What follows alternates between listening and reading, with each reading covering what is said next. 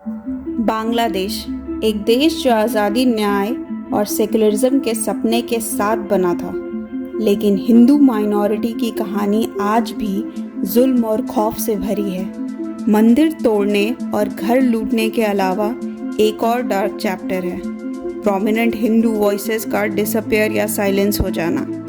आज हम बात करेंगे शेख हसीना गवर्नमेंट की गिरावट, CIA, ISI कॉन्स्पिरेसी थ्योरीज और हिंदू लीडर्स के मिसिंग और मर्डर केसेस जैसी खौफनाक घटना जो आज भी आम जनता तक नहीं पहुंची है। 1947 में ईस्ट बंगाल में 28% हिंदूज थे।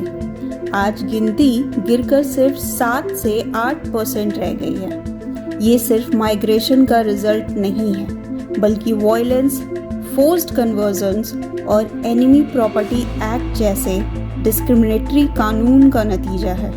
और अब पॉलिटिकल अपहीवल्स ने उनकी इनसिक्योरिटीज को और भी बढ़ा दिया है। 5 अगस्त 2024 बांग्लादेश में कोटा रिफॉर्म मूवमेंट के दौरान सिचुएशन वॉयलेंट और आउट ऑफ कंट्रोल हो गई। शेख हसीना को रिजाइन करना पड़ा। उनके जाने के बाद सेक्युलर शील्ड भी गिर गया और हिंदुओं पर जुल्म का तूफान टूट पड़ा। रिपोर्ट्स के मुताबिक सिर्फ 4 से 20 अगस्त के बीच 2000 से भी ज़्यादा इंसिडेंट्स हुए, जिनमें टेम्पल्स को तोड़ना, आर्सन, लूट और कई किलिंग शामिल थे। और कुछ इंडिपेंडेंट सोर्सेज कहते हैं कि असली नंबर्स और भी बड़े हैं। सवाल ये है, जब पूरा सिस्टम बायस्ड हो तो सच सामने आएगा कहाँ से?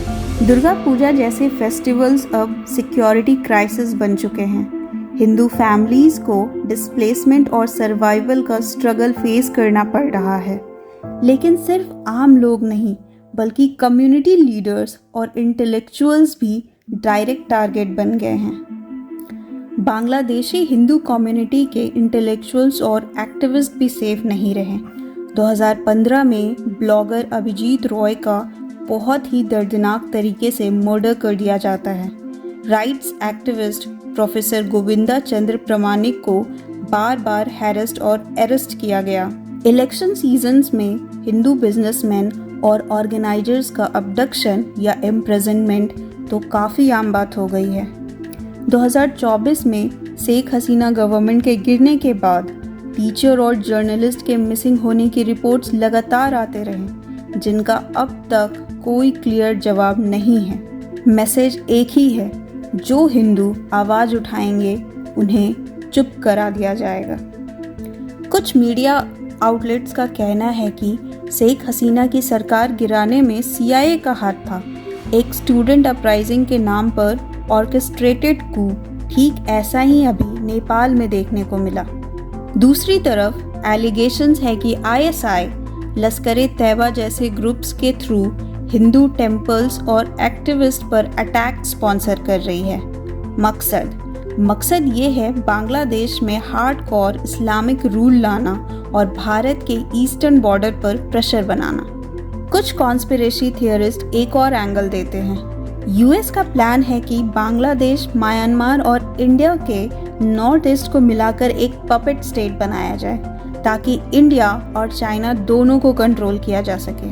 प्रूफ अभी तक कंक्लूसिव नहीं है, लेकिन जब पूरा सिस्टम माइनॉरिटीज के अगेंस्ट हो तो एविडेंस का सामने आना मुश्किल हो जाता है। 2013 से 2021 के बीच 3000 से ज़्यादा अटैक्स रिकॉर्ड हुए। हसीना गवर्नमेंट के जाने के बाद अगस्त 2024 से जून 2025 तक लगभग 2442 हेट क्राइम्स रिकॉर्ड हुए, और ये सिर्फ रिपोर्टेड केसेस हैं। आइए इन इवेंट्स को क्रोनोलॉजिकली समझते हैं। 2013 शाहबाग प्रोटेस्ट के दौरान हिंदूज पर अटैक। 2015 अभिजीत रॉय की ब्रूटल किलिंग। 2015-16 ब्लॉगर्स निलॉय नील और पब्लिशर दीपन का कत्ल।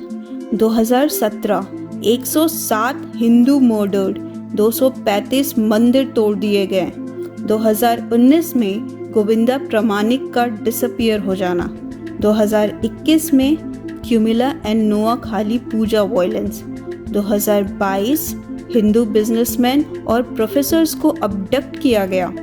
2024 हसीना गवर्नमेंट के गिरने के बाद टीचर्स और जर्नलिस्ट के मिसिंग केसेस। 2025 एमनेस्टी एंड अधिकार के reports. 2442 hate crimes. United Nations और एमनेस्टी ने ऑफिशियली एक्नॉलेज किया कि माइनॉरिटीज़ पर मॉब अटैक्स हुए, लेकिन जब प्रोमिनेंट हिंदू लीडर्स मिसिंग होते हैं और उनके केसेस इन्वेस्टिगेट भी नहीं किए जाते, तब होपलेसनेस और बढ़ जाती है। और सबसे बड़ी बात, सो कॉल्ड इंटरनेशनल कम्युनिटी जो गाजा पर तो आवाज़ उठाती है, वहीं बांग्लादेशी हिंदूज के लिए लार्जली साइलेंट रहती है। वायलेंस चाहे किसी पर भी हो, कंडेम करना ज़रूरी है, लेकिन सेलेक्टिव आउटरीच भी एक इनजस्टिस ही है। बांग्लादेश में रह रहे हिंदुओं की भी अपनी शिकायतें हैं। एक हिंदू स्टूडेंट का कहना है, ज़मीन को कब्जा कर लिया जाता है, प्रोटेस्ट करो तो मिसिंग होने का डर रहता है। एक बिजनेसमैन बोलते हैं, हर पावर चेंज के साथ हमारी ज़िंदगी रीसेट हो जाती है, सेफ्टी ज़ीरो पर आ जाती है। और यहाँ एक रिमाइंडर ज़रूरी है बांग्लादेश के जेन ज़ी और अल्फा जनरेशन्स के लिए। याद करो 1971 का लिबरेशन मूवमेंट, जब पाकिस्तान आर्मी ने तुम्हारे ही फोरफादर्स को इन्फीरियर बंगाली कहकर मास किलिंग्स और प्लान्ड मास रेप्स किए थे।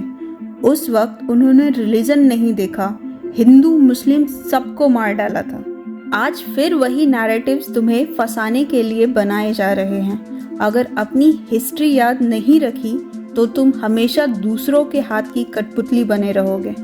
ये सारी जानकारी के बाद हम ये कह सकते हैं कि बांग्लादेश के हिंदूज की कहानी सिर्फ एक माइनॉरिटी कम्युनिटी के खिलाफ जुल्म की नहीं, बल्कि एक सिस्टमैटिक साइलेंस की कहानी है। ये कम्युनल भी है, पॉलिटिकल भी और जियोपॉलिटिकल भी। CIA हो या ISI, कॉन्स्पिरेसी थ्योरीज रहेंगी, लेकिन ग्राउंड पर जो सच है, टेम्पल्स जलाए गए, लोगों को मारा गया और इंटेलेक्चुअल्स मिसिंग हैं, ये सब कब खत्म होगा और इसका इंसाफ कौन दिलाएगा? अब जिम्मेदारी हमारी है। अगर आपको लगता है कि ये कहानी दुनिया तक पहुंचनी चाहिए, तो इस वीडियो को ज़्यादा से ज़्यादा शेयर कीजिए और चैनल को सब्सक्राइब करना ना भूलें, ताकि आप तक एविडेंस बेस्ड एक्सप्लेनर्स हमेशा पहुंचते रहें। Thank you.